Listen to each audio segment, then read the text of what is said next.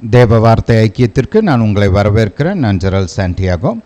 நாம் இன்று தொடர்ந்து இஸ்ரவேலை குறித்து தியானிக்கப் போகிறோம். நம்முடைய தொடரின் பெயர் இஸ்ரவேல் ஒரு வேதாகம கண்ணோட்டம். ஹல்லேலூயா. அதாவது பாருங்கள், இஸ்ரவேல் தேசத்தை குறித்தும் இஸ்ரவேல் ஜனத்தை குறித்தும் பலரும் பலவிதமாக யோசிக்கிறார்கள், பேசுகிறார்கள். அநேக சித்தாந்தங்கள் இருக்குது, அநேக ஐடியாலஜிஸ் இருக்குது. பலரும் பலவிதமாக இஸ்ரவேலை குறித்து யோசிக்கிறார்கள், பேசுகிறார்கள். சிலர் ஆதரிக்கிறார்கள், சிலர் எதிர்த்து நிற்கிறார்கள். ஒரு கிறிஸ்தவனுக்கு இஸ்ரவேலை குறித்த அறிவு அதிமுக்கியம். இஸ்ரவேலை நான் எப்படி கண்ணோக்கி பார்ப்பது, அவங்கள குறித்து நான் எப்படி சிந்திப்பது, அவங்களை குறித்த என்னுடைய ஒரு நிலை எதுவாக இருக்க வேண்டும் அப்படின்றது ஒவ்வொரு கிறிஸ்தவனுக்கும் ரொம்ப ரொம்ப முக்கியம். பாருங்கள், நம்ம போன மெசேஜில் போன வாரம் இந்த சீரீஸ் ஆரம்பித்தோம். போன மெசேஜில் நம்ம பார்க்க ஆரம்பித்தோம் ஒரு கிறிஸ்தவனை குறித்து, அதாவது ஒரு கிறிஸ்தவன் இஸ்ரவேலை குறித்து எப்படி சிந்திக்க வேண்டும் என்று கர்த்தர் விரும்புகிறார். புதிய ஏற்பாட்டில் அதை குறித்து என்னெல்லாம் சொல்லப்பட்டிருக்குது அப்படின்றது குறித்து கொஞ்சம் பார்க்க ஆரம்பித்தோம். கர்த்தர் இஸ்ரவேல் மக்கள் எல்லாம் ரட்சிக்கப்பட வேண்டும் என்று விரும்புகிறார் என்பதை குறித்து பார்த்தோம். கர்த்தர் சபை ரட்சிக்கப்பட்ட கிறிஸ்தவ மக்கள் இஸ்ரவேலுக்கு ஆசீர்வாதமாக இருக்க வேண்டும் என்று விரும்புகிறார்ன்றதை குறித்துலாம் பார்க்கத்தோம். இப்போது அதே மாதிரி இஸ்ரவேலை சபை ரீப்ளேஸ்லாம் பண்ணலை. ரைட். ஒரு சிலர் பார்த்திங்கன்னா இஸ்ரவேல் இனிமேல் கிடையாதுங்க, எல்லாம் சபை தான், சபை இஸ்ரவேலை ரீப்ளேஸ் பண்ணிருச்சு. ரைட். அதுக்கு இங்கிலீஷில் பேரே இருக்குது, ரீப்ளேஸ்மெண்ட் தியாலஜி அப்படின்னு. ரைட். இனி இஸ்ரவேலை பழைய ஏற்பாட்டுக்கு, சபை புதிய ஏற்பாட்டுக்கு. ரைட். இனிமேல் இஸ்ரவேலுக்கு அவ்வளோ முக்கியத்துவம் கிடையாது, அவங்களுக்கு ஒரு சிறப்பான ஒரு ஸ்பெஷல் இடம்லாம் கிடையாது. ரைட். இனி எல்லாமே சபை தான் அப்படின்ற மாதிரி ஒரு கண்ணோட்டத்தில் அவங்க போயிட்டுருக்குறாங்க. இதை குறித்தெல்லாம் போன மெசேஜில் பார்த்தோம். சபையும் இஸ்ரவேலும் இணைந்து செயல்பட வேண்டும் என்று தேவன் விரும்புகிறார். அதை குறித்து அடுத்த வாரம் நம்ம பார்ப்போம். ரைட். பவுல் அப்போஸ்தலன் எபேசியர் நிருபத்திலேயே இதை குறித்து அதிகமாக பேசியிருக்கிறார். ரைட். இப்போ நம்ம ரோமரில் பவுல் அப்போஸ்தலன் என்ன சொல்லியிருக்கிறாருன்றதை பார்த்துட்ருக்குறோம். இந்த உடன்படிக்கையின் காரியங்கள், ஆசீர்வாதத்தின் காரியங்கள், இவைகளெல்லாம் நாமும் இஸ்ரவேலும் பங்காளர்களாக மாறுகிறோம் என்பதை குறித்து பவுல் அப்போஸ்தலன் பரிசுத்த ஆவியானவர் மூலமாக அருமையாக போதித்திருக்கிறார். அதெல்லாம் நம்ம அடுத்த வாரம் பார்க்கலாம். இன்றைக்கி குறிப்பாக ஒரு முக்கியமான பாயிண்ட்டை நம்ம கவனிக்க போகிறோம். முதலாவது ஜெபிப்போம். பிதாவே, இயேசுவின் நாமத்தினால் வருகிறோம். தாப்பனே, நீர் பெரியவர், நீர் நல்லவர், நீர் சர்வ வல்லவர், வானத்தையும் பூமியும் படைத்தவர்.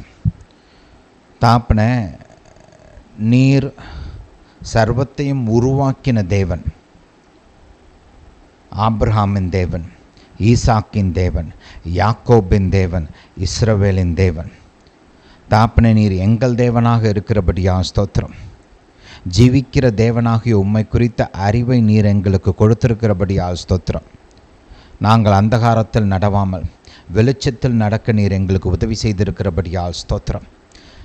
வானத்தையும் பூமியும் படைத்த தேவன், எங்களுக்கு உம்முடைய வார்த்தையை போதிக்க வேண்டுமா ஜெபிக்கிறோம். உம்முடைய வெளிச்சத்தை எங்களுக்கு கொடுக்க வேண்டுமா ஜெபிக்கிறோம். இஸ்ரவேலை குறித்து நீர் என்ன நினைக்கிறீர், உம்முடைய இருதயத்தின் நினைவுகள் என்ன, உம்முடைய ஆசைகள் என்ன, உம்முடைய திட்டங்கள் என்ன என்பதை நீர் எங்களுக்கு வெளிப்படுத்த வேண்டுமா ஜெபிக்கிறோம். தாப்பனே, உம்முடைய மாபெரும் உதவிக்காய் ஸ்தோத்திரம். சர்வ வல்லவர் எங்களுக்கு போதிக்கிறபடியால் ஸ்தோத்திரம். தாப்பனே, இந்த காலத்திற்கு எங்களுக்கு தேவையான சரியான வார்த்தைகளை கொடுக்க வேண்டுமா ஜெபிக்கிறோம். எங்கள் வாழ்க்கைக்கு தேவையான பதில்களை வெளிப்படுத்த வேண்டுமா ஜெபிக்கிறோம். தாப்பனே, என்னுடைய சத்தத்தை கேட்டுக்கொண்டிருக்கிற ஒவ்வொருவருக்காகவும் ஜெபிக்கிறேன். தாப்பனே, நீர் அவங்களுக்கு எந்த இடத்துல உதவி தேவையோ அந்த இடத்துல உதவி செய்ய வேண்டுமா ஜெபிக்கிறேன். பிதாவே, உம்முடைய வலக்கரம் நீட்டப்படட்டும், மக்களுடைய வியாதிகள் நீக்கப்படட்டும், உம்முடைய குணமாக்கும் வல்லமை அவர்களுடைய சரீரத்தில் பாயட்டும். எல்லா விதமான வலி வேதனைகள் வியாதிகள் நீங்கட்டும். தாப்பனே, பொருளாதார தேவைகள் சந்திக்கப்படட்டும். மக்களுடைய இருதயத்தின் விருப்பங்கள் நிறைவேற்றப்படட்டும். தாப்பனே, கடன் பிரச்சனைகள் குறைந்து ஒன்றுமில்லாமல் போகட்டும், முற்றுமாய் அளிக்கப்படட்டும். கடன் பிரச்சனையிலிருந்து ஒரு மாபெரும் விடுதலை உண்டாகட்டும். இந்த மக்கள் உம்மை சேவிக்க, உம்மை பின்பற்ற விடுதலையுள்ளவர்களாக, திராணியுள்ளவர்களாக மாறட்டும். பிதாவை, நீங்கள் அப்படியே செய்கிறபடியா ஸ்தோத்திரம். இந்த பொருளாதாரத்தின் காரியங்களில் உம்முடைய தயவும் உம்முடைய கிருபையும் வெளிப்படட்டும்.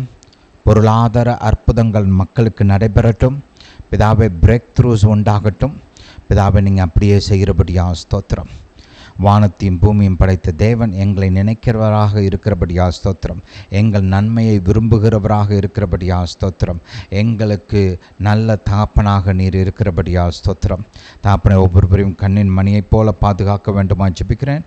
தாப்பனை, எங்கள் போக்கையும் வரத்தையும் பாதுகாத்து கொள்ளுங்கள். எல்லா தீமைக்கும் விலக்கி பாதுகாத்து கொள்ளுங்கள். ஜீவனை பாதுகாத்து கொள்ளுங்கள். தாப்பனை, எங்கள் மீதும் எங்களுக்கு உண்டான யாவற்றின் மீதும் உம்முடைய பரிபூர்ண பாதுகாப்பு உண்டாகட்டும். பிதாவே, உம்முடைய பாதுகாப்பிற்காய் ஸ்தோத்திரம். பிதாவே, நீர் பெரியவர், நீர் நல்லவர். எங்களை பாதுகாத்து எங்களை வழிநடத்துகிறபடியா ஸ்தோத்திரம். பிதாவே, எங்கள் ஜெபத்தை கேட்டு பதில் கொடுத்தபடியா ஸ்தோத்திரம். இயேசுவின் நாமத்தினால் பிதாவே, ஆமென். ஹல்லேலூயா, ஹல்லேலூயா டு ஜீசஸ். நம்முடைய தேவன் ஜீவிக்கிற தேவன், ஜெபத்தை கேட்கிற தேவன், பதில் கொடுக்கிற தேவன். ஹல்லேலூயா. நாம் ஆசீர்வதிக்கப்பட்ட மக்கள். உதவின்னு தேவைப்படும் போது எங்கேருந்து வரும்னு யோசிக்கணும்னு அவசியம் இல்லை. நம்முடைய ஒத்தாசை வானத்தையும் பூமியும் படைத்த கர்த்தரிடத்திலிருந்து வரும். அதை குறித்த நிச்சயம் நமக்கு உண்டாயிருக்கிறது. கர்த்தர் சொல்லியிருக்க, பயப்படாதே, நான் உன்னோடு கூட இருக்கிறேன், திகையாதே, நான் உன் தேவன் என்று நமக்கு கர்த்தர் வாக்கு கொடுத்திருக்கிறார். நான் உன்னை பலப்படுத்துவேன், உனக்கு சகாயம் செய்வேன், என் நீதியின் வழக்கரத்தினால் உன்னை தாங்குவேன் அப்படின்னு சொல்லியிருக்கிறார். ஹல்லேலூயா. கர்த்தர் சொன்னவர் மாறாதவர், உங்களோடு கூட இருக்கிறார். உங்களுக்கு தேவையான உதவி கர்த்தர் கொடுப்பார். உங்களை பலப்படுத்துவார். தன்னுடைய வழக்கரத்தினால் உங்களை தாங்குவார், ஆதரிப்பார். ஹல்லேலூயா. நல்லா இருப்பீங்க. ஹல்லேலூயா. சொல்லுங்கள், சகலமும் எனக்கு நன்மைக்கு எதுவாய் நடக்கும். இதுவரை என்னை ஆதரித்த தேவன் இனியும் என்னை ஆதரிப்பார். ஹல்லேலூயா, ஹல்லேலூயா டு ஜீசஸ். சரி, வாசிப்போம். ரோமர் 9ஆம் அதிகாரம் 1ஆம் வசனத்திலிருந்து வாசிப்போம். எனக்கு மிகுந்த துக்கமும் இடைவிடாத மனவேதனையும் உண்டாயிருக்கிறது. நான் சொல்லுகிறது பொய்யல்ல, கிறிஸ்துவுக்குள் உண்மையை சொல்லுகிறேன் என்று பரிசுத்த ஆவிக்குள் என் மனசாட்சியும் எனக்கு சாட்சியாய் இருக்கிறது. ரொம்ப ஒரு ஸ்ட்ராங்கான ஒரு ஓப்பனிங் இல்லையா? ரொம்ப துக்கமாக இருக்கிறேன்றார். எப்போதும் கலிகூறுங்கள் என்று சொன்ன அந்த அப்போஸ்தலன், ரைட், அவருக்குள்ளே ஒரு துக்கம் எப்போதும் இருக்கிறது என்று சொல்கிறார். ரைட், இடைவிடாத ஒரு மனவேதனை இருக்குது என்று சொல்கிறார். இது அவருடைய பிரச்சனையினால் உண்டான ஒரு துக்கமோ ஒரு மனவேதனையோ இல்லை. இது இஸ்ரவேல் மக்களை குறித்த ஒரு பாரம். என் ஜனம் அழிந்து போகக்கூடாது, என் ஜனம் ரட்சிக்கப்பட வேண்டும், என் ஜனம் கர்த்தருடைய இந்த திட்டத்தை நிராகரித்து விடக்கூடாது, இதை குறித்து அறியாமல் இருந்துடக்கூடாது அப்படின்னு அவருக்குள்ள ஒரு மனவேதனை, ஒரு துக்கம். அவர் சொல்கிறார் பாருங்க, நான் சொல்லுகிறது பொய்யல்ல, கிறிஸ்துவுக்குள் உண்மையை சொல்லுகிறேன் என்று பரிசுத்த ஆவிக்குள் என் மனசாட்சியும் எனக்கு சாட்சியாக இருக்கிறது. யோசிச்சு பாருங்க, பவுல் அப்போஸ்தலன் யூத மக்களால் மிகவும் துன்புறுத்தப்பட்ட ஒரு மனிதன். ஒரு காலத்தில் அவங்களுடைய செல்லப்பிள்ளையாக இருந்தார், கோல்டன் பாய். ரைட், பயங்கரமாக படித்து முன்னேறி அந்த யூத பழைய ஏற்பாட்டின் அந்த காரியங்களில் மிகவும் தேறினவராக இருந்தார். ரைட், எவ்வளோ வைராக்கியம்னா சபையை கொடுமைப்படுத்துகிறவராக. ஏன்னா அவர் உண்மையிலே நம்பினார், சபை ஒரு தவறான போதனை பின்பற்ற ஒரு கூட்டத்தார் அப்படின்னு நம்பி அவர் கர்த்தருக்கு சேவை செய்கிறோன்னு நினச்சிக்கிட்டு சபையை துன்புறுத்தினார். அப்படிப்பட்ட ஒரு மனிதன். ஆனால் இவர் ரட்சிக்கப்பட்டதுக்கப்புறம் கர்த்தர் இவரை ஆல்ரெடி தேர்ந்தெடுத்திருக்கிறார், தன்னுடைய பலத்தை ஒரு பாத்திரமாக பயன்படுத்துகிறார். அதனால் இப்போ இவர் இயேசுவை போதிக்கிறாரு, இயேசுவை பின்பற்றுகிற ஜனங்களுக்கு மத்தியில் ஒரு தலைவராக இருக்கிறாரு. அப்படின்ன உடனே யூத மக்கள், குறிப்பாக யூதர்களுடைய தலைவர்கள், இஸ்ரவேலில் எருசலேமில் இருந்த யூத தலைவர்கள் இவருக்கு விரோதமாக திரும்பிட்டாங்க. இவரை கொல்ல முயற்சி பண்ணுறாங்க. இது மட்டுமல்ல, அவர் பல நாடுகளில் பல பட்டணங்களில் இயேசுவை அறிவிக்கப் போகிறார். பொதுவாக அவருடைய வழக்கம் என்னென்னா, ஒரு பட்டணத்துக்குள்ளே போயிட்டார்னா முதலாவது அங்கே எங்கே தேவாலயம் இருக்கிறது, யூதர்களுடைய தேவாலயம் எங்கே இருக்குதுன்னு பார்த்து அங்கே போய் தான் முதல்ல சுவிசேஷத்தை சொல்லுவார். அதுக்கப்புறம்தான் புறமினத்தாருக்கு சொல்ல கிளம்புவார். இது பவுல் அப்போஸ்தலனுடைய வழக்கம். நீங்கள் பழைய ஏற்பாட்டு அப்போஸ்தல நடபடிகளில் நீங்கள் இதை பார்க்கலாம். ஹல்லேலூயா. அப்போ இவர் கர்த்தருடைய தேர்ந்தெடுக்கப்பட்ட ஒரு பாத்திரமாக இருக்கிறார். தேவ ஊழியத்தை செய்து கொண்டு இருக்கிறார். ஆனாலுமே பார்த்திங்கன்னா இவர் வாழ்க்கையில் இவருக்கு விரோதமாக கிளம்பினவர் பலர், ரைட்? சுவிசேஷத்தின் நிமித்தம் யூத மக்களும் கிளம்புனாங்க, புறவினத்தாரும் கிளம்புனாங்க, ரைட்? அப்போ இவரை ஒன்றும் யூத மக்கள் கொண்டாடிட்டு இல்லை. இந்த டயத்தில் இவர் இதை எழுதும்போது இவருக்கு விரோதமாக இவர் ஆக்சுவலாக கொல்லணும்னு சபதம் எடுத்த ஆட்கள்லாம் இருக்கிறாங்க, ரைட்? ஊராக இவரை விரட்டிட்டு போய் இவரை துன்பப்படுத்தணும், இவர் ஊழியத்தை நிப்பாட்டணும்னு நினச்ச ஆட்கள், வேலை செஞ்ச ஆட்கள்லாம் இருந்தாங்க. அப்படி இருந்துமே இவர் பவுல் அப்போஸ்தலன் பாருங்கள், அவர் என்ன சொல்கிறாரு? என் ஜனம் அழிந்து போகக்கூடாது, என் ஜனம் ரட்சிக்கப்படாமல் இருந்துடக்கூடாது. எந்த அளவுக்கு சொல்கிறாருன்னா, அவங்க ரட்சிக்கப்படுவதற்கு நான் சபிக்கப்பட்டவனாக மாறணும்னா அது கூட ஓகேன்றார். அடுத்த வசனத்தை கவனிங்க. மாம்சத்தின்படி என் இனத்தாராகிய என் சகோதரருக்கு பதிலாக நானே கிறிஸ்துவை விட்டு சபிக்கப்பட்டவனாக வேண்டும் என்று விரும்புவேனே. அந்த அளவுக்கு தன்னுடைய ஜனத்தின் மீது ஒரு மாபெரும் அன்பு. இதுதான் ஒரு கிறிஸ்துவனுடைய நிலைப்பாடாக இருக்கணும். யூத ஜனத்தின் மீது, இஸ்ரவேல் தேசத்தின் மீது அன்புள்ளவர்களாக இருக்க வேண்டும். அவர்களுக்காக ஜெபிக்கிறவர்களாக இருக்க வேண்டும். அவர்களுக்கு உறுதுணையாக நிற்கிறவர்களாக இருக்க வேண்டும். இதுதான் சபையின் நிலைப்பாடாக இருக்க வேண்டும். ஹல்லேலூயா, ஹல்லேலூயா டு ஜீசஸ். தொடர்ந்து வாசிப்போம். அவர்கள் இஸ்ரவேலரே, அதாவது தன்னுடைய இனத்தாரை குறித்து சொல்கிறார். அவர்கள் இஸ்ரவேலரே, புத்திர சுவிகாரமும் மகிமையும் உடன்படிக்கைகளும் நியாயப்பிரமாணமும் தேவ ஆராதனையும் வாக்கு தத்தங்களும் அவர்களுடையவைகளே. பிதாக்கள் அவர்களுடையவர்களே, மாம்சத்தின்படி கிறிஸ்துவும் அவர்களில் பிறந்தாரே. இவர் என்றென்றைக்கும் ஸ்தோத்தரிக்கப்பட்ட சர்வத்திற்கும் மேலான தேவன். ஆமென். பாருங்கள், இங்கே இஸ்ரவேலரை குறித்து பேசுகிறார். ஒன்று நம்ம நல்லா ஞாபகம் வச்சுக்கணும், ரைட்? நம்ம பழசை மறக்கிறவங்களாக இருக்கக்கூடாது. தீமையான காரியங்களை மறந்துட்டு முன்னானதை நோக்கி பார்க்குறது அது வேறு பிரின்சிபிள் அது. ஆனால் நமக்கு உபகாரம் செய்தவர்கள், நமக்கு நன்மை செய்தவர்கள், ரைட், அவங்களெல்லாம் மறக்கக்கூடாது. நினச்சி பார்க்கணும். நம்ம கஷ்டப்பட்ட நாட்களில் நமக்கு யார் உதவி செஞ்சுருக்கிறா, ரைட்? அன்றைக்கி நமக்கு யார் இல்லாதப்போ இவங்க நின்னாங்களே, நம்ம அன்றைக்கி கஷ்டப்பட்ட காலத்தில் இவங்க உதவி செய்தாங்களே, ரைட்? எல்லாரும் கைவிட்ட நேரத்தில் இவங்க நமக்காக துணையாக நின்றாங்களே, அதெல்லாம் ஞாபகத்தில் வச்சுக்கணும், ரைட்? அதே மாதிரி ஒரு சிலர் பார்த்திங்கன்னா இன்றைக்கி சரித்திரத்தை அழிக்கிறது, ரைட்? சரித்திரத்தை இவங்களாம் இஷ்டத்துக்கு வேறு மாதிரி எழுதுறது, இந்த வேலையிலலாம் இருக்கிறாங்க, ரைட்? பழங்காலத்து பெரும் தலைவர்களுடைய சிலையை உடைக்கிறது. என்ன சொல்லுவாங்க கேட்டால், அவங்க தப்பு பண்ணியிருக்கிறாங்க, ரைட்? அவங்க பண்ண நல்லதை யோசிக்க மாட்டாங்க. அவங்க வாழ்க்கையில் இப்படிப்பட்ட தவறெல்லாம் இருக்குது, இந்த மாதிரி தவறெல்லாம் செஞ்சுருக்கிறாங்க, அதனால் இவங்களை தலைவராக ஏற்றுக்க முடியாது. பாருங்கள், குற்றமே இல்லாத தலைவர்கள் வேணும்னா இயேசு கிறிஸ்துவை தவிர்த்து வேறு யாருமே கிடையாது. அப்போ ஏசப்பா வர வரைக்கும் நம்மளுக்கு யாரையுமே தலைவராக பார்க்கவே முடியாது. புரியுதா? மனிதர்கள் என்றால் அவங்களுக்குள்ளே நல்லதும் இருக்கும், அவங்க பலவீனத்தினால சில தவறுகளும் செஞ்சுருப்பாங்க. அவங்க செஞ்ச தவறையே நீங்கள் அப்படியே மேக்னிஃபை பண்ணி பெருசாக பூத கண்ணாடி வச்சு உத்து பார்த்துக்கிட்டே இருந்தீங்கன்னா ஒரு தலைவர் எழும்ப முடியாது. புரியுதா? இன்றைக்கி மக்கள் அடுத்தவனுடைய குறைய பெருசாக ஆக்கி அதை ஊதி தள்ளி அவனை கேவலமாக பார்க்குறதுலையே பொழுது போக்கிக்கிட்டு இருக்காங்க. ப்ளஸ் இந்த சோஷியல் மீடியா வேறு வந்துருச்சா, பயன்படுத்து. யாருனாலும் எவனை பற்றினாலும் என்னன்னாலும் சொல்லி சம்மந்தமே இருக்காது, தேவையே இல்லை. ஆனால் மூக்கம் நுழைக்கிறது, ஏன்னா தேவது போடுறது சோஷியல் மீடியாவில். கவனம். ஏன்னா பாருங்கள், கிறிஸ்தவ ஜனங்கள் அடுத்தவங்களை குறித்து என்ன பேசுகிறோன்றதில் கவனமாக இருக்கணும். நேரில்னாலும் சரி, சோஷியல் மீடியானாலும் சரி.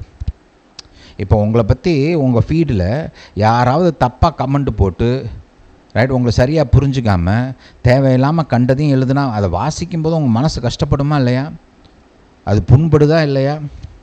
அப்போ யோசிக்கணும், இதை நான் வந்து இப்போ டைப் பண்ணுறேனே, இதனால் அவங்களுக்கு என்ன பாதிப்பு? நான் சொல்கிற இந்த கருத்து உண்மையா பொய்யா? ரைட், இது அவங்கள ஊக்குவிக்குமா, பலப்படுத்துமா, இல்லை அவங்கள வந்து கிழிச்சு போடுமா, அவங்க மனதை காயப்படுத்துமா?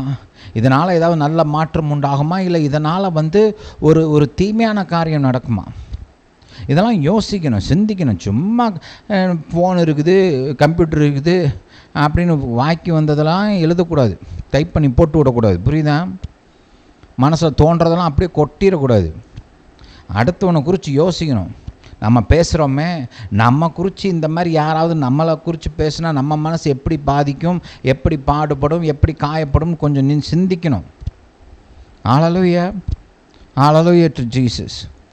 இதெல்லாம் முக்கியம். பாருங்க, கிறிஸ்துவ ஜனமாகிய நாம் சும்மா என்ன பேசுகிறோம், என்ன டைப் பண்ணுறோம், என்ன எழுதுகிறோம், எதை போஸ்ட் பண்ணுறோன்றதுலாம் ரொம்ப கவனமாக இருக்கணும். என்னால் அடுத்தவன் நல்லா இருக்கணுமே தவிர என்னை வச்சு இன்னொருத்தன் கெட்டு போகக்கூடாது. புரியுதா? கர்த்தர் நம்மை மக்களுக்கு ஆசீர்வாதமாக வைத்திருக்கிறார். அடுத்தவங்கள்ட்ட குறை பண்ணுறதுக்கும், அவங்கள இழுத்து போடுறதுக்கும், அவங்கள நாசமாக்குறதுக்கும் அது நம்ம வேலை கிடையாது. ஒருத்தன் விழுந்தானா அவனை எப்படி தூக்கி நிப்பாட்டலாம் தான் யோசிக்கணும். இப்போ நம்ம ஏதாவது தப்பு பண்ணோம்னா நம்ம என்ன பண்ணுவோம்? நமக்கு இரக்கம் வேணும் அப்படின்னு எதிர்பார்ப்போமா இல்லையா? அந்த இரக்கத்தை நம்ம மற்றவங்களுக்கும் கொடுக்கறதுக்கு ரெடியாக இருக்கணும். கர்த்தர் என்ன சொன்னார்? இரக்கமுள்ளவன் ஆசீர்வதிக்கப்பட்டவனே, அவன் இரக்கம் பெறுவான். நம்ம வந்து இரக்கத்தை விதைக்கிறவர்களாக இருக்க வேண்டும். ரொம்ப முக்கியம், மைண்டில் வச்சுக்கோங்க. ரைட், ஹல்லேலூயா.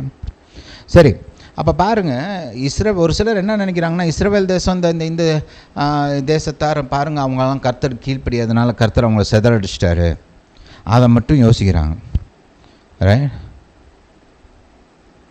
ஒரு சிலர் வந்து பார்த்திங்கன்னா பாருங்கள், அவங்களுக்கு கர்த்தர் தெரிந்து கொண்டார், அவங்க உடன்படிக்கை ஏற்றுக்கொண்டாங்க. ஆனால் எத்தனை முறை கர்த்தருக்கு விரோதமாக கலகம் பண்ணியிருக்கிறாங்க. ரைட், எத்தனை முறை வந்து அவங்க இதை பண்ணாங்க, அதை பண்ணாங்க. ரைட், அந்த யூத மனுஷன் இதை செஞ்சார், இந்த யூத மனுஷன் அதை செஞ்சார். ரைட், அப்படிலாம் சொல்கிறாங்க இல்லையா? நான் ஒன்று உங்கள்கிட்ட கேட்குறேன், நம்ம ஊரில் இருக்கிறவங்களாம் எல்லாம் பரிசுத்தவான்களா? இப்போ நம்ம ஊரில் இருக்கிற எல்லாருமே, நம்ம தேசத்தை விடுங்க, உங்களுடைய அந்த ஏரியா, லோக்கல் ஏரியாவில் இருக்கிற எல்லாரும் பரிசுத்தவான்களா? எல்லாம் சூப்பராக இருக்கலாம். இல்லை நம்ம தலைவர்களை எடுத்துக்கோங்க. ரைட், லோக்கல் தலைவர்கள், ஸ்டேட் லெவலில் தலைவர்கள், இந்திய தேசத்தில் முழுசாக இருக்கிற தலைவர்கள், ரைட், இவங்கெல்லாம் அப்படியே இயேசு கிறிஸ்துவுக்கு நிகரான பரிசுத்தவான்களா? இவங்கள்ட்டெல்லாம் குறை இல்லையா? இவங்களாம் தப்பு பண்ணுறது இல்லையா? அது என்னத்துக்கு? இஸ்ரவேலில் ஏதாவது தப்பு நடந்தால் மட்டும் அதை வந்து பூத கண்ணாடி மாதிரி வச்சு பார்த்து அதை பெருசாக்கி அதை வச்சுக்கிட்டு இஸ்ரவேல் ஜனமே மொத்தமாக தப்பு அப்படின்னு அப்படி எப்படி நம்ம சொல்ல முடியும்? சொல்ல முடியாது இல்லையா? சொல்லக்கூடவும் கூடாது. இஸ்ரவேல் ஜனம் சரித்திர காலத்தில் கர்த்தருக்கு விரோதமாக கலகம் பண்ணியிருக்கிறாங்க, கீழ்ப்படியாமல் இருந்திருக்கிறாங்க. நம்மளாம் எப்படிங்க? நம்மளை குறித்து கொஞ்சம் யோசிச்சு பாருங்கள், நம்ம தேசங்களை குறித்து கொஞ்சம் யோசிச்சு பாருங்கள். நம்மளாம் கர்த்தரையே வழிபடலை, நம்ம மூதாதையர்லாம். ரைட், தெய்வமல்லாத காரியங்களை பின்பற்றி போயிட்டு இருந்தாங்க. புரியுதா? ஹல்லேலூயா. நம்மளாம் கிறிஸ்துவ அறியாதவங்கள சுற்றி தெரிஞ்சுக்கிட்டு இருந்தோம் இல்லையா, நம்ம மூதாதையர்லாம். இப்போ அதுவும் குறிப்பாக இப்போ நான்லாம் வந்து பரம்பரை கிறிஸ்தவன். ரெண்டு எங்கள் அப்பா அம்மா, எங்கள் தாத்தா பாட்டி, அவங்களோட அப்பா அம்மா எல்லாமே கிறிஸ்தவர்கள். ரைட், என்ன மாதிரி ஃபேமிலியை விடுங்க. இப்போ அநேக பேர் வந்து முதல் தலைமுறை கிறிஸ்தவர்கள் இல்லையா? இப்போ எங்கள் ஃபேமிலி லைன்லையுமே அப்படியே கொஞ்சம் பின்னாடி போனோம்னா எங்கேயாவது ஒருத்தர் யாராவது பழங்காலத்தில் ரைட் கர்த்தரை சேவிக்காமல் வேறு என்னத்தையோ சேவிச்சுட்டு தான் இருந்திருப்பாங்க. ரைட், இப்போ இவங்களுடைய வாழ்க்கையெல்லாம் பார்த்துட்டு இவங்க இந்த தப்பு பண்ணாங்க, அவங்க தப்பு பண்ணாங்க, கர்த்தர் அதை வச்சுட்டு உனக்கெல்லாம் ரட்சிப்பு இல்லை அப்படின்லாம் சொன்னால் என்ன பண்ணுறது நம்ம? அவங்க மூலமாக கர்த்தர் நமக்கு மாபெரும் காரியங்களை கொண்டு வந்திருக்கிறார். ஆபிரகாம் மூலமாக, ஈசாக்கு மூலமாக, யாக்கோபின் மூலமாக, இஸ்ரவேல் தேசத்தின் மூலமாக கர்த்தர் மகிமையான காரியங்களை இந்த உலகத்துக்குள்ளே கொண்டு வந்திருக்கிறார். அதை நினச்சி பார்க்கணும். இங்கே பவுல் அப்போஸ்தலன் அதைத்தான் சொல்கிறார். அவர்கள் இஸ்ரவேலரே புத்திர சுவிகாரம், பிள்ளைன்ற அந்த உரிமை, மகிமை, உடன்படிக்கைகள், நியாயப்பிரமாணம், தேவ ஆராதனை, இதெல்லாம் நம்மளாக போய் கர்த்தர் இடத்துலேருந்து வாங்கிட்டு வந்தோம். இதை குறிச்சுனா நம்மளுக்கு ஏதாவது அறிவு இருந்திருக்குதா? நம்மளாக இதை கண்டுபிடிச்சோம்? நாமளாக சீனாய் மலை மேலே ஏறி போய் உட்காந்து கர்த்தர் இடத்துலேருந்து வாங்கிட்டு வந்தோம் இதெல்லாம்? அதெல்லாம் நடக்கும்போது நம்ம மூதாதையரெல்லாம் இங்கே என்ன பண்ணிகிட்டு இருந்தாங்க? புரியுதா? கவனிங்க, இன்றைக்கி இது பிரதானமான பாயிண்ட் இதுதான். இஸ்ரவேல் மக்கள் மூலமாகத்தான் தேவனை குறித்த வெளிப்பாடு நமக்கு கொடுக்கப்பட்டது. இதே ரோமர் 3ஆம் அதிகாரம், ரோமருக்கு எழுதப்பட்ட புஸ்தகம் 3ஆம் அதிகாரம் முதல் வசனத்தை கொஞ்சம் பார்ப்போம். இப்படியானால் யூதனுடைய மேன்மை என்ன, விருத்த சேதத்தினாலே பிரயோஜனம் என்ன? இந்த கேள்வியை பவுல் அப்போஸ்தலன் எப்போ கேட்குறாரு அப்படின்னா, பழைய ஏற்பாட்டில் ரட்சிக்கப்படுறதுக்கு முன்னாடி பார்த்தோம் அப்படின்னா, கர்த்தரை அறியாத புறவினத்தாரும் பாவங்கள் செய்து பாவத்துக்கு அடியில் தான் இருந்தாங்க இல்லையா? அந்த பாவத்தின் மூலமாக நியாய தீர்ப்புக்கு அடியில் தான் இருந்தாங்க. தேவ வார்த்தையை பெற்ற யூத ஜனமும் உடன்படிக்கையின் மக்களுமாகிய யூத ஜனமும் கர்த்தர் இடத்துலேருந்து வார்த்தையை பெற்றிருந்தாலும் அவருடைய பலவீனத்தின் மூலமாக அந்த வார்த்தைக்கு கீழ்ப்படியாமல் அவர்களும் பாவத்துக்கு உட்பட்டவர்களாக மாறினார்கள் இல்லையா? அப்போ எல்லாருமே இந்த 3ஆம் அதிகாரத்திலேருந்து என்ன சொல்கிறாரு? எல்லாருமே, புறவினத்தாரும் சரி, யூத ஜனமும் சரி, அவங்களுடைய சொந்த கிரியைகளினால் ரட்சிக்கப்பட முடியாது, நீதிமானாக முடியாது. அவங்களுக்கு இரட்சகர் தேவை. அந்த இரட்சகர் இயேசுவின் மீது வைக்கும் விசுவாசத்தினால் மட்டுமே ஒரு மனிதன் தேவனுக்கு முன்பாக நீதிமானாக முடியும் அப்படின்றது தான் இங்கே ரோமர் 3 ஆரம்பித்து 5ஆம் அதிகாரம் வரைக்கும் பவுல் அப்போஸ்தலன் போதிக்கிறார். அல்லேலூயா. அப்போ இந்த இடத்துல தான் இந்த கேள்வி கேட்குறாரு. புறவினத்தாரும் பாவத்துக்கு அடியில் இருக்கிறாங்க, யூத ஜனமும் பாவத்துக்கு அடியில் இருக்கிறாங்க. அப்படி இருந்தால் யூதனாக இருந்து என்னங்க பிரயோஜனம் அப்படின்னு ஒரு கேள்வி கேட்குறாரு. கேள்வி கேட்டுட்டு அதுக்கு பதில் சொல்கிறாரு பாருங்கள். அது எவ்விதத்திலும் மிகுதியாக இருக்கிறது. ஏங்க? வாய் தேவனுடைய வாக்கியங்கள் அவர்களிடத்தில் ஒப்புவிக்கப்பட்டது விசேஷித்த மேன்மையாமே. இந்த ஒரு காரணத்துக்காகவே உலகம் முழுவதும் யூத ஜனத்துக்கு கடன்பட்டவர்களாக இருக்கிறோம். தேவனுடைய வாக்கியங்கள், தேவனுடைய வார்த்தை, இன்னொரு விதத்தில் சொல்லணும்னா பைபிள், அவர்களிடத்தில் ஒப்புவிக்கப்பட்டது. அவங்க மூலமாக தான் இன்றைக்கி நம்ம கையிலெல்லாம் பைபிள் இருக்குது. அல்லேலூயா. அவங்க மூலமாக தான் உடன்படிக்கைனா என்ன, கர்த்தரோட ஒரு உடன்படிக்கை நமக்கு இன்றைக்கி உண்டாயிருக்குன்னா அது அவங்க மூலமாக தான். கர்த்தரை குறித்த ஒரு வெளிச்சம் நமக்கு இருக்குது அப்படின்னா அது அவங்க மூலமாக தான். அவங்க இல்லைன்னா இந்த வெளிச்சம் கிடையாது. கர்த்தர் இந்த ஜனத்தை தெரிந்தெடுத்து இவர்கள் மூலமாக அவங்களுக்கு இந்த பூமிக்குள்ளே தன்னை குறித்த வெளிச்சத்தை கொண்டு வந்திருக்கிறார். யோசிச்சு பாருங்கள், உலகம் முழுசாக வேறு டைரக்ஷனில் போயிட்டு இருக்கும்போது ஒரே ஒரு தேசம் கர்த்தருடைய பாதையில் கர்த்தரை பின்பற்றி இந்த அந்தகார உலகத்தில் நடக்கணும். இன்றைக்கி நம்ம ஈஸியாக சில சமயம் இஸ்ரவேல் ஜனத்தை குறித்து நம்ம கேலி பேசிடுறோம். ரைட்? அவங்க பாருப்பா, கர்த்தர் அவங்களுக்கு இவ்வளோ நன்மை செஞ்சோம், இப்படி பின்வாங்கி போயிட்டாங்க, இப்படி கீழ்ப்படியாமல் போயிட்டாங்க அப்படின்னு சில சமயம் கொஞ்சம் ஈஸியாக சொல்லிடுறோம். ஆனால் நம்ம வாழ்க்கையெல்லாம் கொஞ்சம் யோசிச்சு பாருங்கள். நான் ஒரு தடவை பாருங்கள், நான் இந்த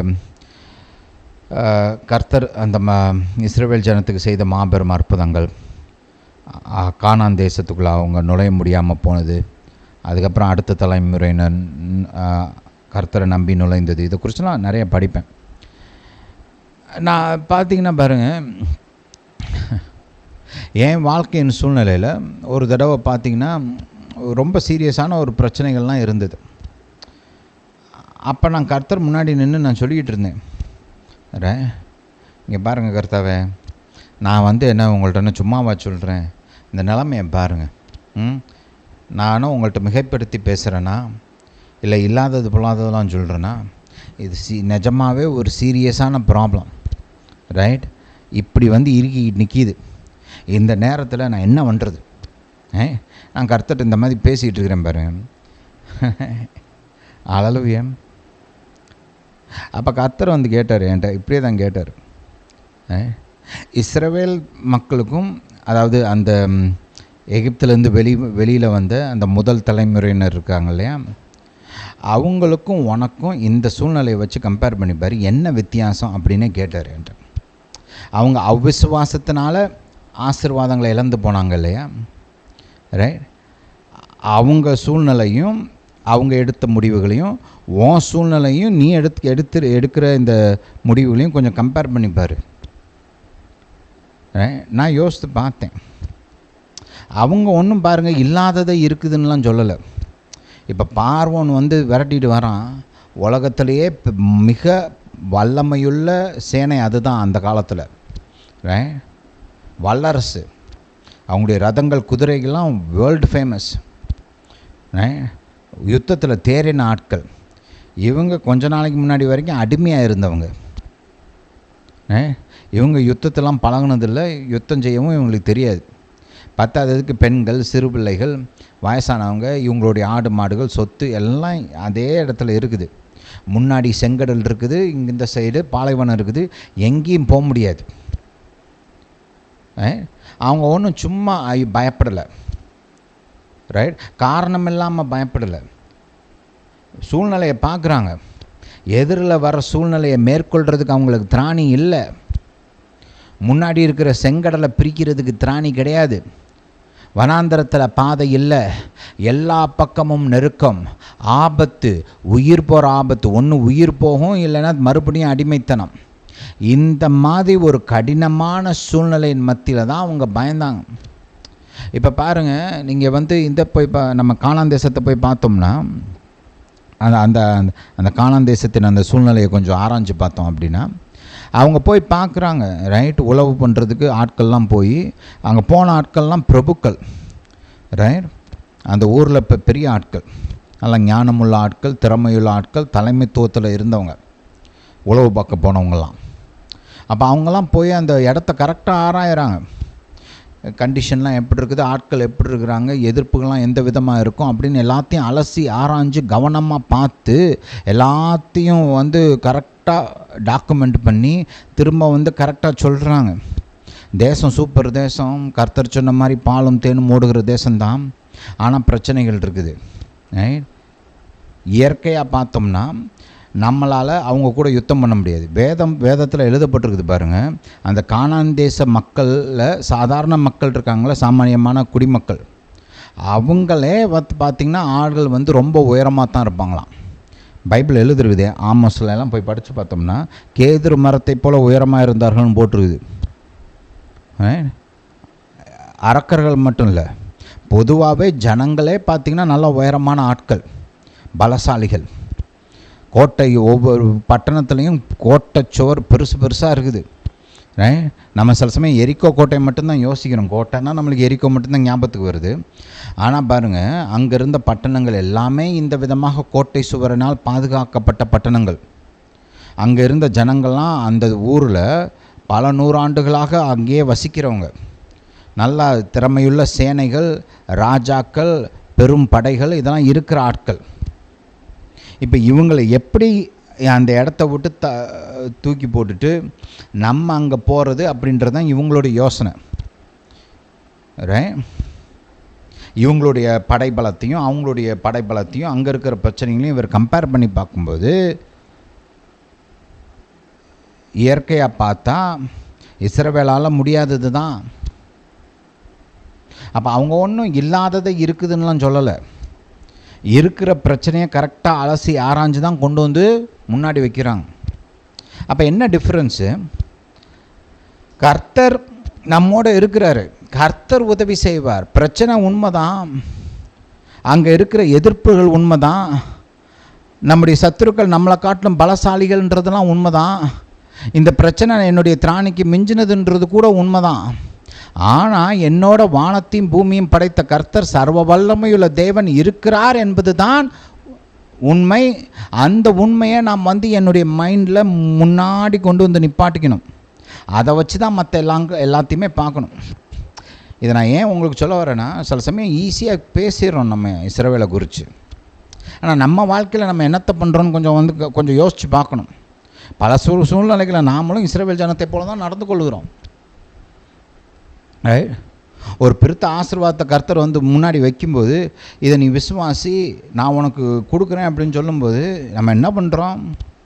பிரச்சனையை பார்க்குறோம், சூழ்நிலையை பார்க்குறோம், காற்றை பார்க்குறோம், கடலை பார்க்குறோம், கணக்கு போட்டுட்டு நாமளும் இது எப்படி ஆகும் கர்த்தாவே முடியாது அப்படின்றோம். சில சமயம் சூழ்நிலையை பார்த்துட்டு கர்த்தர்கிட்ட போகிறது கூட கிடையாது. நம்மளாம் என்னத்தை அலசி ஆராய்ஞ்சு பார்த்துட்டு முடியல அப்படின்னு சொல்லிட்டு அப்படியே விட்டுட்டு போகிறதும் இருக்குது இல்லையா? அதே மாதிரி தான் பாருங்கள், அநேக நேரத்தில் இஸ்ரவேல் மக்களை நம்ம குறித்து நினைத்து பார்க்கும்போது அவங்களுடைய பலவீனங்கள், அவங்களுடைய தவறுகளை மட்டும் யோசித்து பார்த்துட்டு அவங்களுடைய தெரிந்து கொள்ளுதல் இதெல்லாம் மறந்துடுறோம். அவங்க மூலமாக நமக்கு உண்டாயிருக்கிற நன்மைகளெல்லாம் மறந்துடுறோம். அது ஒரு பொருட்டே இல்லாத மாதிரி யோசிச்சிடுறோம். அவங்களுடைய தவறுகளையே யோசித்து பழகி அவங்க கர்த்தரால் தெரிந்து கொள்ளப்பட்ட ஜனம், கிறிஸ்துவை இந்த உலகத்துக்கு கொண்டு வருவதற்கு, ரட்சிப்பை மனுக்குலத்துக்கு கொண்டு வருவதற்கு கர்த்தரால் தெரிந்து கொள்ளப்பட்ட ஜனம் என்பதை நாம் மறந்து விடுகிறோம்.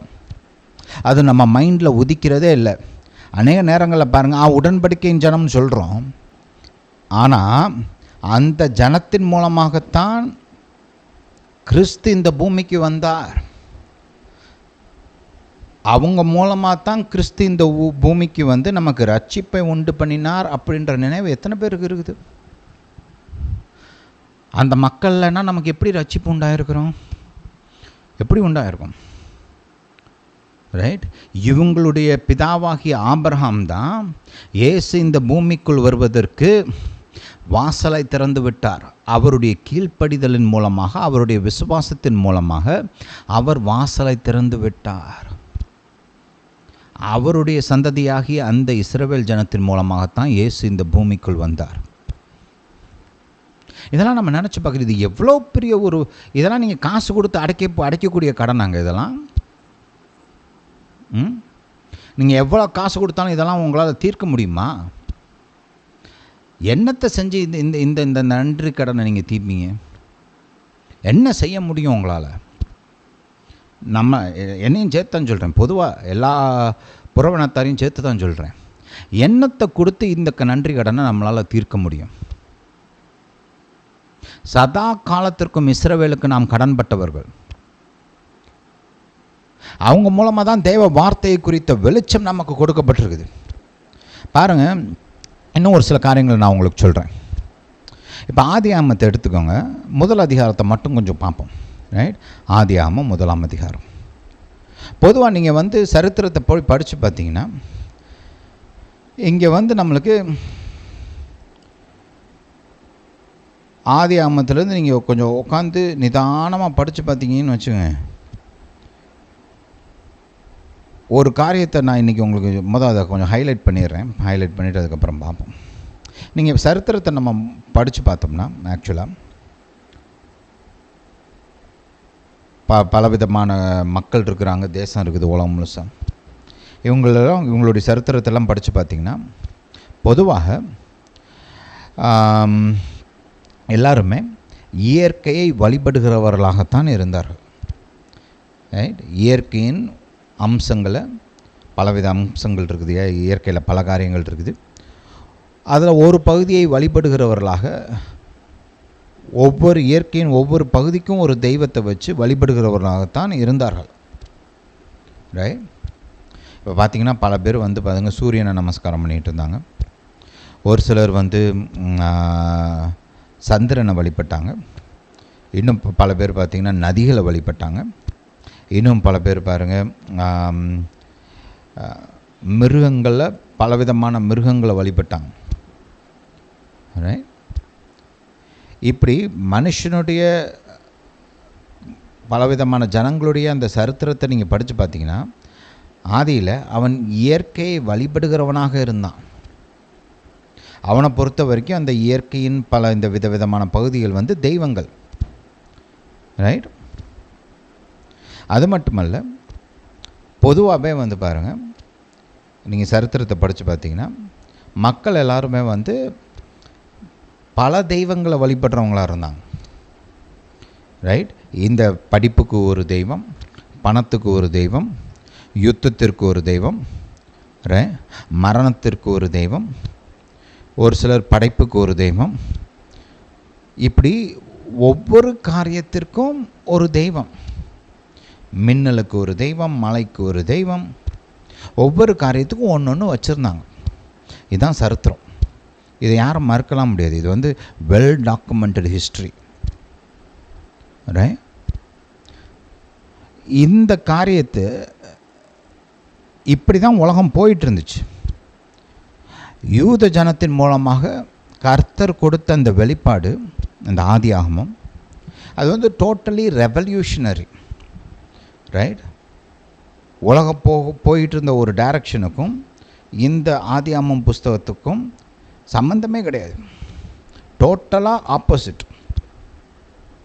இங்கே கர்த்தர் தன்னை குறித்து என்ன வெளிப்படுத்துகிறாருன்னு பாருங்கள். ஆதியிலே தேவன் வானத்தையும் பூமியும் சிருஷ்டித்தார், ரைட்? இங்கே கர்த்தர் தன்னை எப்படி வெளிப்படுத்துகிறார்? இந்த முதல் அதிகாரத்தில் இயற்கையின் ஒரு பகுதியாக தன்னை வெளிப்படுத்தலை, இயற்கையை உருவாக்கின தேவனாக தன்னை வெளிப்படுத்துகிறார். இது எவ்வளோ பெரிய ஒரு ரேடிக்கல் தாட்டு தெரியுமா, ரைட்? ஒரு புரட்சிகரமான ஒரு யோசனை இது. இந்த யோசனை தான் வச்சு தான் நம்மளாம் இன்றைக்கி நல்லா இருக்கிறோம். என் கர்த்தர் இயற்கையின் ஒரு பகுதி கிடையாது, இயற்கையை உருவாக்கினவர். இந்த ரெண்டாவது இந்த அதிகாரம் முழுசாக அது நமக்கு போதிக்கப்படுகிறது. கர்த்தர் வானத்தை உருவாக்குனார், வெளிச்சத்தை உருவாக்குனார், இரவு பகலை உருவாக்குனார், அது பேர் என்ன, சூரியன் சந்திர நட்சத்திரங்கள், பறவைகள், மீன்கள், ரைட்? தண்ணீர், சமுத்திரம், ஆறுகள் எல்லாத்தையும் அவர் தான் உருவாக்குனார். நம்ம சாப்பிட்ற சாப்பாட்டை எல்லாம் அவர் தான் உருவாக்குனார். அதே உருவாக்கினது, அந்த இப்படி மொத்தத்தையும் உருவாக்கின தேவன் மனிதனாகிய நம்மையும் உருவாக்கினார், ரைட்? அது மட்டுமல்ல, இந்த வானத்தையும் பூமியும் படைத்த தேவன், மனிதனை உருவாக்கின தேவன், என்னை, அதாவது மனிதனை தம்முடைய சாயலில் தம்முடைய ரூபத்தில் அவர் பிள்ளையாக உருவாக்கினார். இந்த மாதிரி ஒரு யோசனை உங்களால் எங்கேயும் பார்க்க முடியாதுங்க. பொதுவாக மனுஷனை வந்து ஒரு மாதிரி ஒரு ஒரு கீழான இடத்துல தான், நீங்கள் எந்த மத இதையும் எடுத்து படித்து பாருங்கள், ரைட்? ஒரு கீழான இடத்துல தான் வச்சுருப்பாங்க. அதே இது நீங்கள் வந்து நாத்திகம் இதெல்லாம் பார்த்தீங்கன்னா, மனுஷன் ஒன்றுமே கிடையாது, ரைட்? அவனுக்கு ஒரு முக்கியத்துவமும் கிடையாது. ஏதோ பிறந்துட்டேன், வாழ்கிறேன், செத்து போவேன், அவ்வளோதான்.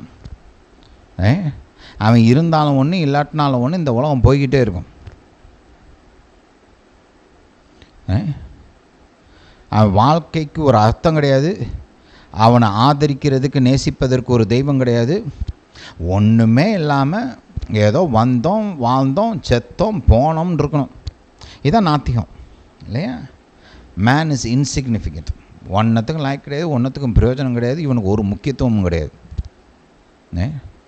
இவ்வளோ பெரிய இந்த யூனிவர்ஸில் ஏதோ ஒரு மூலையில் இத்தினுண்டு ஒரு கோள் பூமி, இதில் பிறந்த ஒரு சின்ன ஒரு தூசி தான் நீ, ரைட்? மனுஷனை எவ்வளோ மட்டப்படுத்த முடியுமோ அந்த அளவுக்கு மட்டப்படுத்துது. எங்கேயுமே தேவன் மனிதனை தன்னுடைய பிள்ளையாக, தன்னுடைய குடும்பமாக படைத்தார் அப்படின்னு கிடையாது. இதெல்லாம் எவ்வளவு ஒரு புரட்சிகரமான யோசனை தெரியுமா? அது மட்டுமல்ல, இந்த வானத்தையும் பூமியும் படைத்த தேவன் சகலத்தையும் மனுஷனுக்காக படைத்தார். மனிதன் மீது அன்புள்ளதினால அவனுக்கு நன்மை செய்ய வேண்டும் என்று யோசித்து, தன்னுடைய பிள்ளை நல்லா இருக்கணும், அவனுக்கு வந்து எல்லாம் இருக்கணும், அவனுக்கு வசதி குறையக்கூடாது அப்படின்னு யோசித்து பார்த்து தன்னுடைய பிள்ளைக்கு ஏற்ற விதத்தில் உருவாக்கினார். இந்த முதல் அதிகாரத்தை நீங்கள் ஒழுங்காக புரிஞ்சுக்கிட்டாலே உங்கள் வாழ்க்கை சூப்பராக மாறிடும். இந்த மாதிரி யோசனைகள்லாம் வேறு எங்கேயும் உங்களால் பார்க்க முடியாதுங்க. எந்த இடத்துலையும் எவ்வளோ காசு கொடுத்தாலும் பார்க்க முடியாது. என்ன ஒரு அற்புதமான எண்ணங்கள், என்ன ஒரு அற்புதமான சத்தியம். இதெல்லாம் எங்கேருந்து வந்துச்சு? நீங்களா கண்டுபிடிச்சிங்களா, நானாக கண்டுபிடிச்சேன்னா? கர்த்தர் யூத ஜனத்தின் மூலமாக மனுக்குலத்துக்கு கொடுத்த வெளிப்பாடுகள். யோசித்து பாருங்கள், 10 கட்டளைகளை யோசித்து பாருங்கள். இன்றைக்கி உலகம் முழுசாக எந்த ஊராக இருக்கட்டும், எந்த கண்டமாக இருக்கட்டும், அவங்களுடைய சட்டத்திட்டங்களெல்லாம் நீங்கள் படித்து பார்த்தீங்கன்னா இந்த 10 கட்டளைகள் அதில் அடிப்படையாக இருக்கும். அந்த பைபிளில் இருக்கிற அந்த முதல் 5 புஸ்தகங்கள் உலகத்தில் இருக்கிற பல தேசங்களின் சட்டத்திட்டங்களுக்கு அடிப்படையாக ஒரு ஃபவுண்டேஷனாக இருந்திருக்கு. இதை வச்சு தான் அவங்க எழுதியிருக்கிறாங்க. புரியுதா? ஹல்லேலூயா. இன்றைக்கி உலகத்தில் ஓரளவுக்கு ஒழுங்கு இருக்குது, ஓரளவுக்கு நல்லது இருக்குது, ஓரளவுக்கு நியாயம் இருக்குது. அப்படின்னா அதுக்கு காரணம்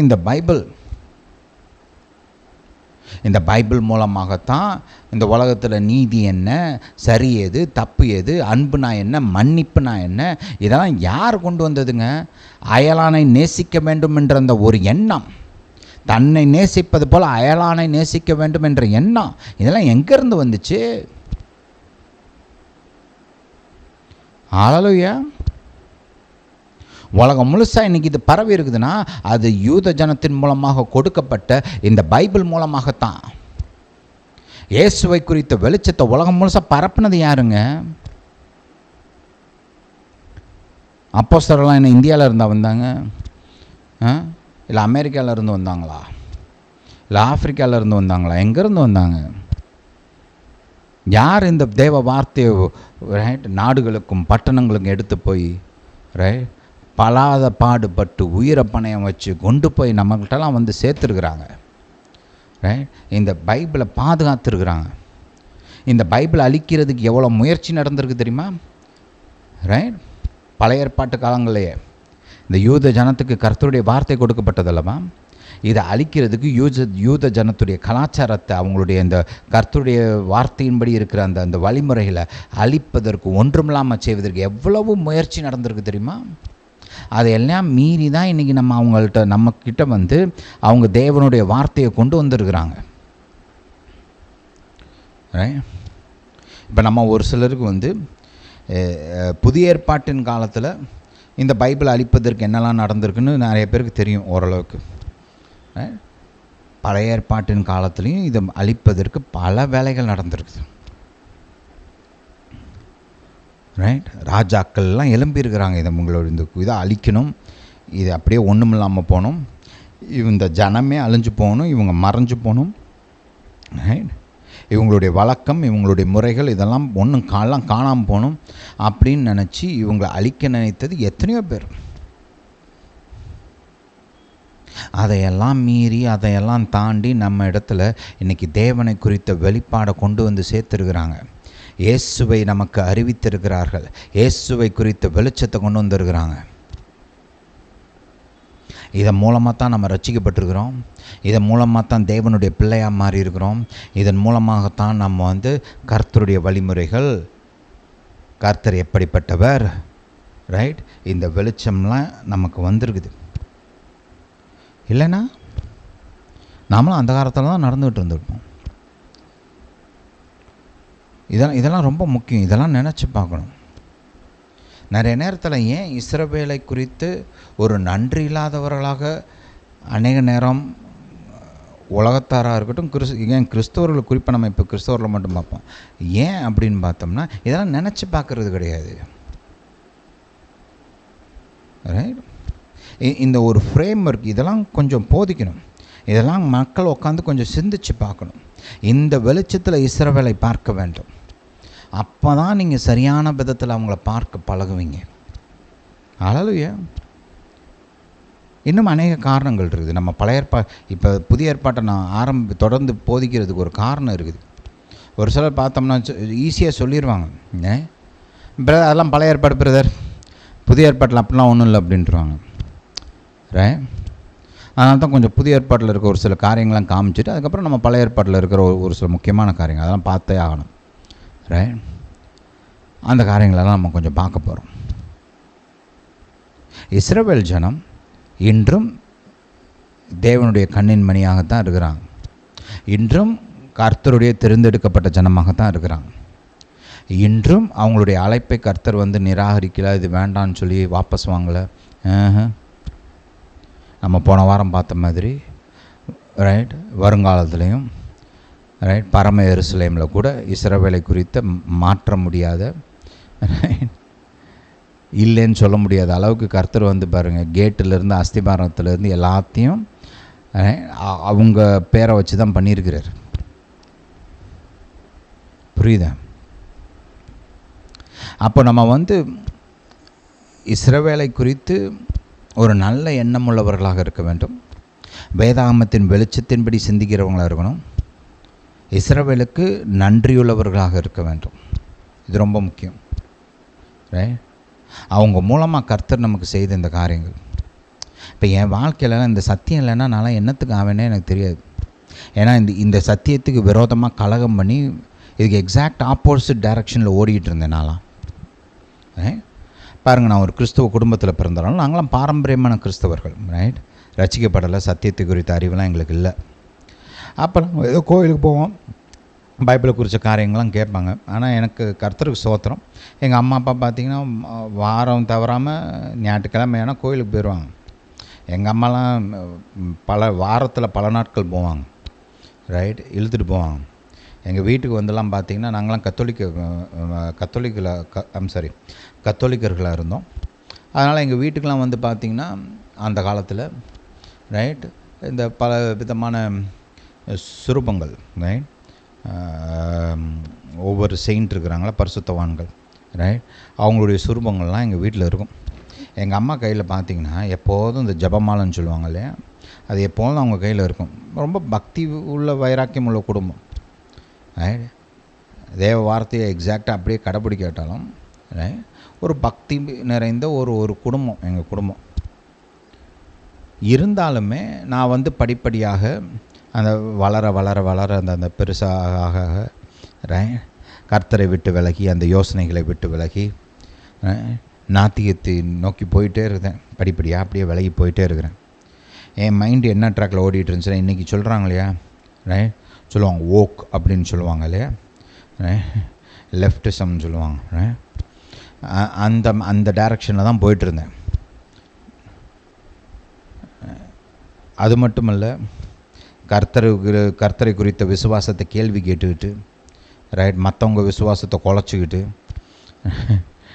நல்லா இருக்கிறவங்களையும் கெடுத்துக்கிட்டு இந்த விசுவாசத்தின் காரியத்தில் நல்லா நம்பிக்கை இருக்கணும், இதை மாதிரி திக்கிட்டு கேள்வியை கேட்டு ஆர்கியூ பண்ணி அவங்க விசுவாசத்தையும் குலைச்சி விட்றது, இந்த மாதிரி வேலையெல்லாம் பார்த்துட்டு தெரிஞ்சேன். அப்படி போயிட்டுருக்கப்ப பாருங்கள், கர்த்தர் அவருடைய வார்த்தையை எனக்கு அறிவித்து இயேசுவை குறித்த வெளிச்சத்தை கொடுத்து காப்பாற்றி, இல்லைன்னா நான் இன்றைக்கி வரைக்கும் உயிரோடு இருக்க வாய்ப்பே கிடையாது. நான் சில சமயம் சொல்லுவேன், ஒன்று செத்து போயிருப்பேன், இல்லை ஏதாவது பைத்தியக்கார ஆஸ்பத்திரியில் உட்காந்துருப்பேன். நான் ஒரு மாதிரி கமிட்டட் பெருவழி, ஏதாவது ஒரு காரியத்தில் இறங்கிட்டோம்னா அதில் அப்படியே முழுமூச்சாக போகிற ஆள். இப்போ கர்த்தர்னால் கர்த்தர் மொத்தமாக கர்த்தர் அப்படியே எங்கிட்ட வந்தாச்சு. இந்த இங்கே கொஞ்சம் காலம் இந்த அங்கே கொஞ்சம் காலம் அப்படிலாம் கிடையாது. அதே மாதிரி பார்த்திங்கன்னா அந்த கெட்ட வழியில் போகும்போது அதிலே அப்படியே ஃபுல்லாக இமர்ஸ் ஆகி அதுக்குள்ளேயே அப்படியே ஊறி போய் அந்த சைடில் அப்படியே போக ஆரம்பிச்சிட்டேன். என்னை பாதுகாத்த பல காரியங்களில் ஒரு முக்கியமான காரியம் என்ன அப்படின்னா, சின்ன வயசுலேருந்து பார்த்திங்கன்னா இந்த பைபிளின் காரியங்கள் எனக்குள்ளே விதைக்கப்பட்டிருந்துச்சு.